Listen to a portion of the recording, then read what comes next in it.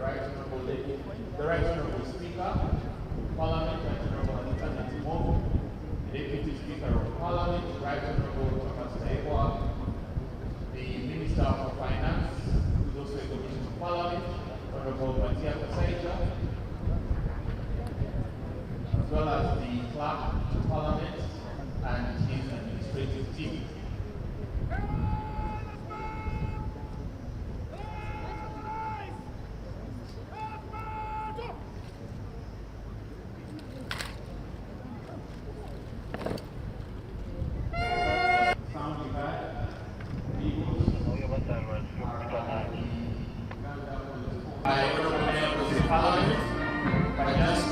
Our distinguished guests who are here, invite His Excellency the President to give the budget speech. The Chamber of Parliament, Honorable Matia Kasaija, who is also a Commissioner of Parliament, Jan, and it shall be a close of business for him, shall be the first person to depart.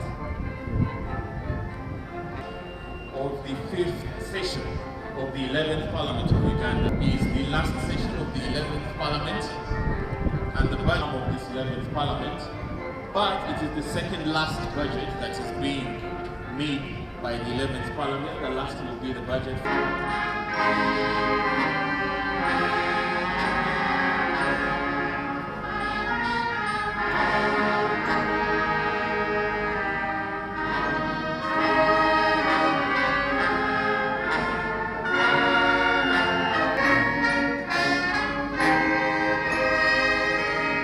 I welcome you to the second sitting of the 5th session of 11th Parliament.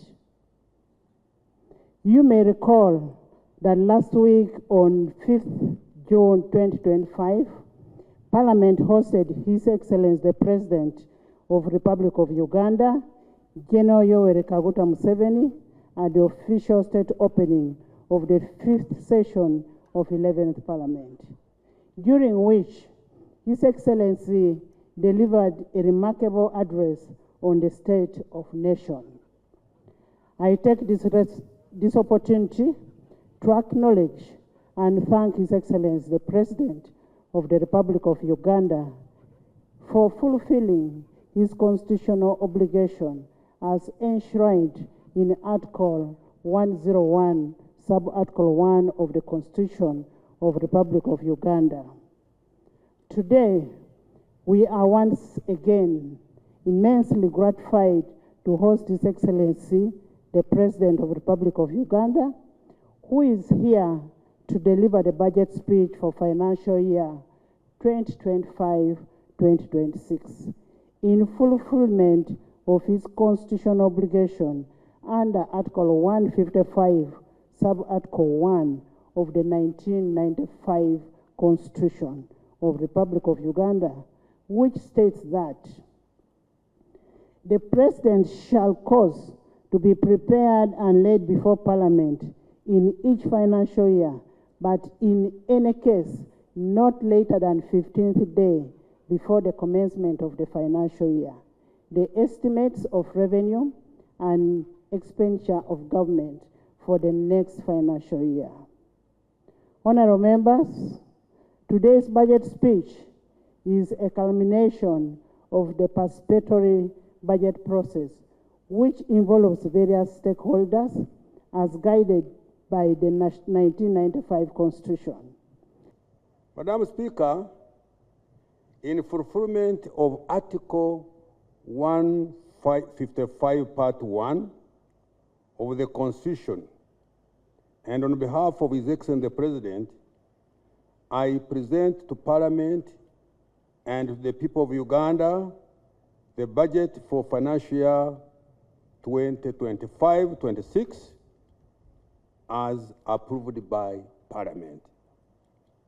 Madam Speaker, in this speech, I will, 1, provide accountability to the people of Uganda on the performance of the commitments made by the NRM government for the first half of the Uganda Vision 2040. 2, present the recent performance of the economy and outlook. 3, account to the people of Uganda on the commitments that government made for financial 24-25 that is coming to an end in a few days, and the private areas of the budget for financial 25-26. 4, highlight the financing strategy of the financial 25-26 budget. Now, accountability of the performance of the commitments made by the NRM government for the first half of Uganda Vision 2040.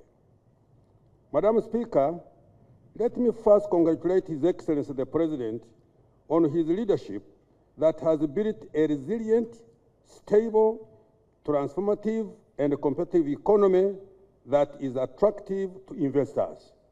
Obugaro.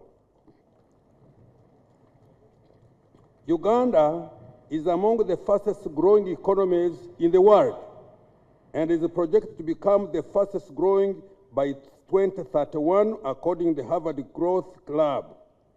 This is despite the various domestic, regional, and global shocks that have impacted us in the recent years.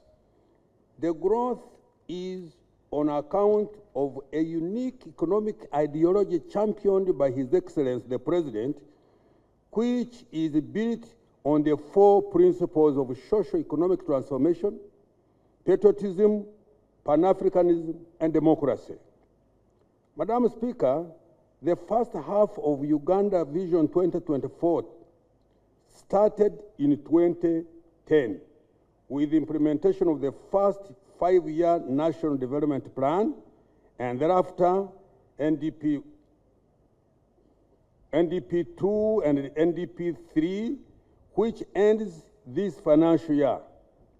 The initial years of the NRM government before 2010, we dedicated to restoring sustainable peace,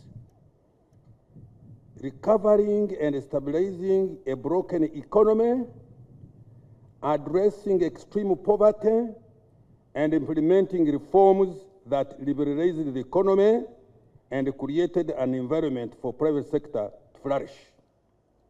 We are now in the phase of socio-economic transformation to facilitate wealth creation and prosperity. Your Excellency, I thank and commend you for this.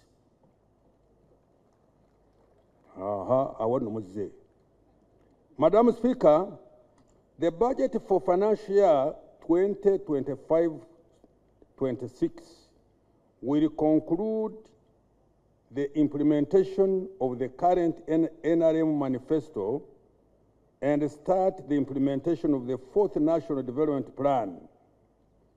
For the next 15 years, the successive national development plans will implement the 10-fold economic growth strategy. This strategy aims to expand the size of the economy to $500 billion by 2040, from $61.3 billion estimated this financial year 24-25.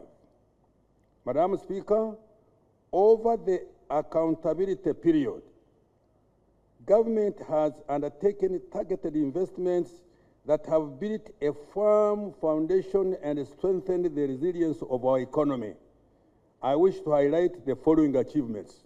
1, total peace, security of person and property, political stability have been the foundation upon which sustained high economic growth and wealth creation to be built.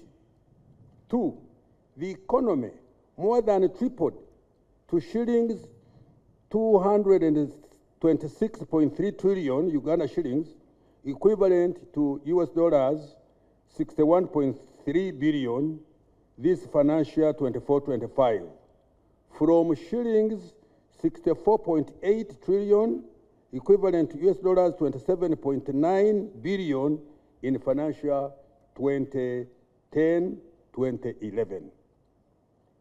In March 2024, Uganda met the criteria for graduation from the category of least development countries. I'm trying to see where it is here in the speech. There's paragraph 11 when you get the speech, where he informs us that the size of the Uganda economy is now $61 billion by the exchange rate method, and 174 billion by the PPP method, purchasing power parity. And because of that, and given our population, which is about 46 million, 49 something, we are now no longer an LDC, the least developed countries. We are now a lower middle income country.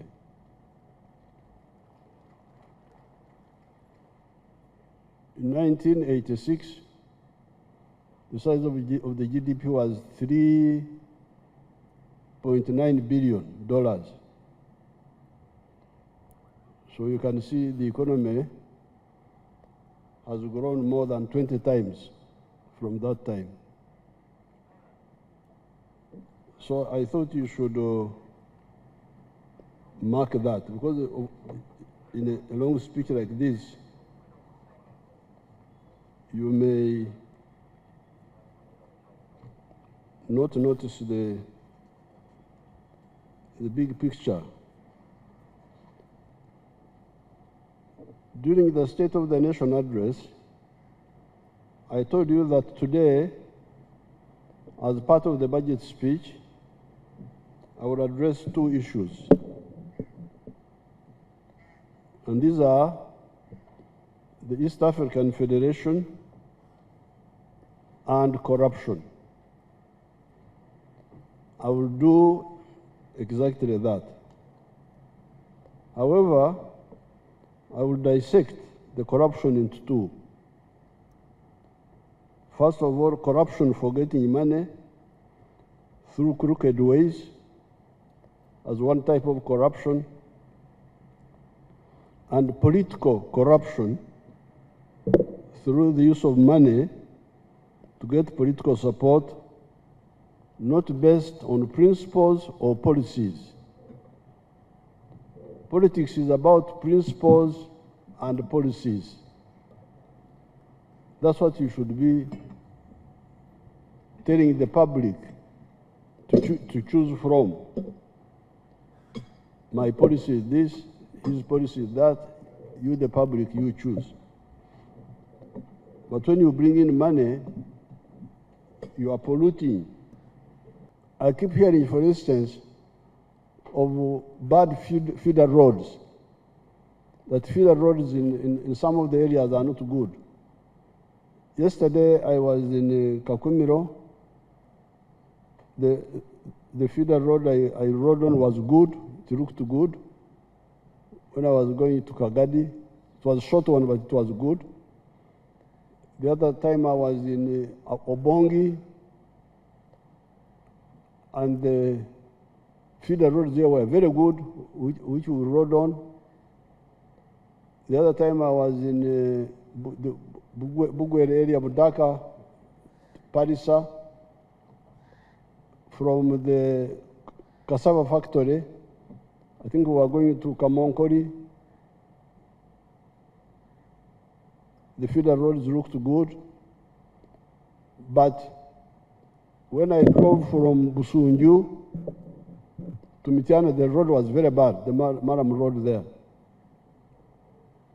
And also the other road to the Tarmac road, but that one they are working on it, the Tarmac road.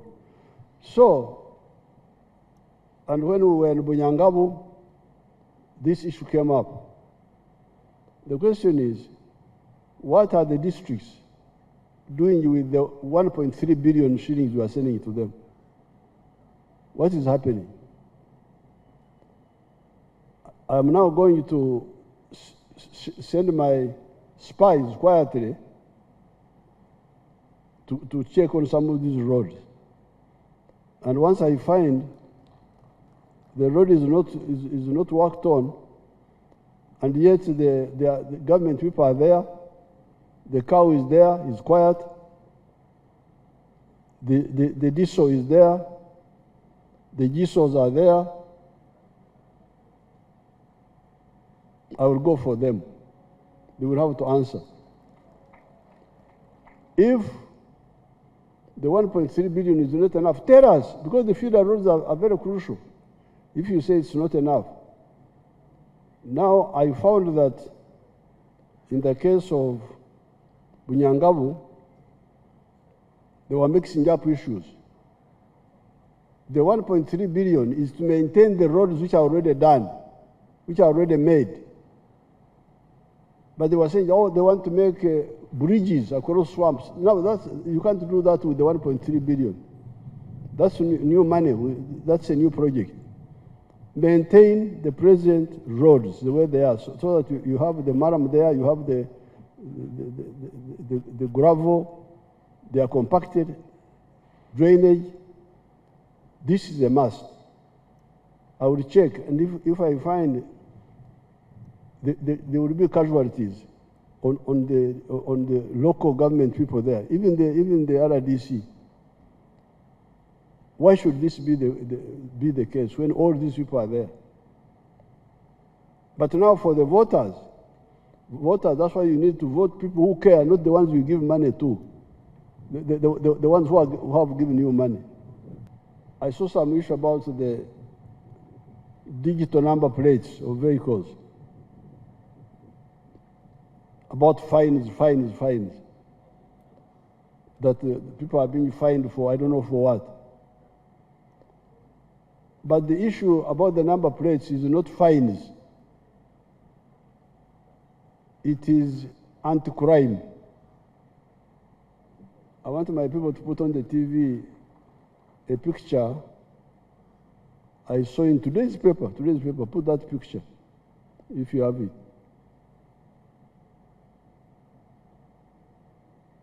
Today's, you see that young man? 45 years, was killed on 10th of June, a few days ago. This one here, Geoffrey Wayengara. It was in today's paper. I cannot accept our Ugandans dying because of an incomplete infrastructure. You remember when I addressed you in Parliament, I think it was 2018, I told you about the cameras. You were here with your policemen, just there, and Amravie. That was all they were doing. And Amravie, the one who's going to kill people doesn't call witnesses to see him. So I said, please, let's go technical, let's have cameras. Now the cameras have helped us to handle a number of things. But the problem they have is that the number plates, these ones which are just, they are cooked. They just go and pick something and put it there. These are digitized number plates with a central command post. You touch it, the command post alarm goes off. This is the work of the digital number plates, not collecting fines and so on.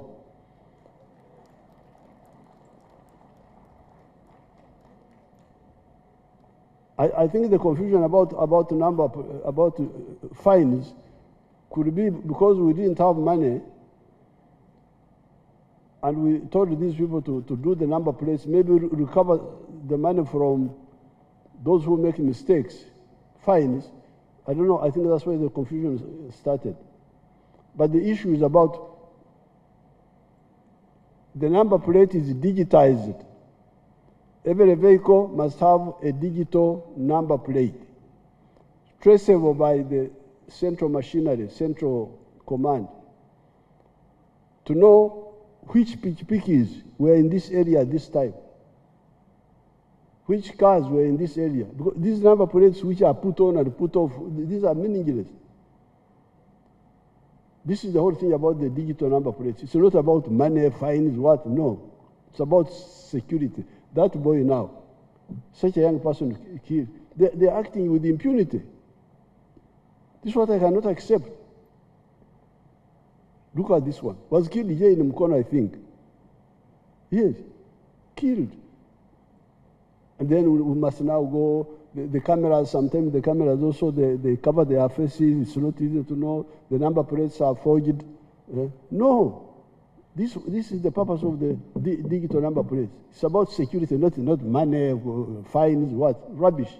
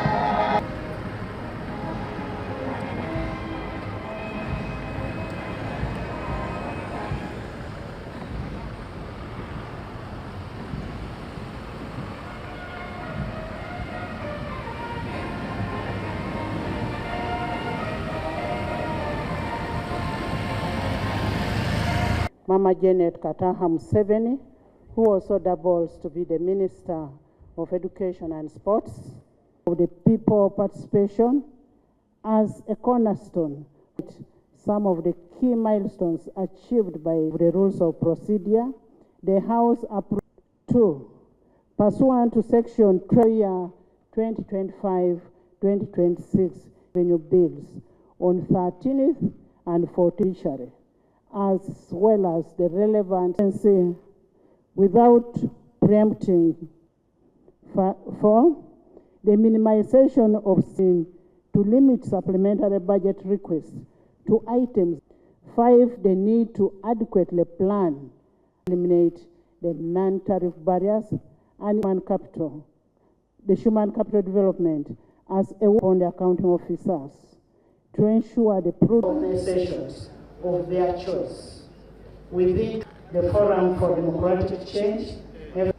Honorable Semojo Ibrahim, MP, Honorable Nakato Asinansi, and Economic Development, will deliver the budget speech on behalf of His Excellency the President, and thereafter the President will also give his remarks, additional remarks,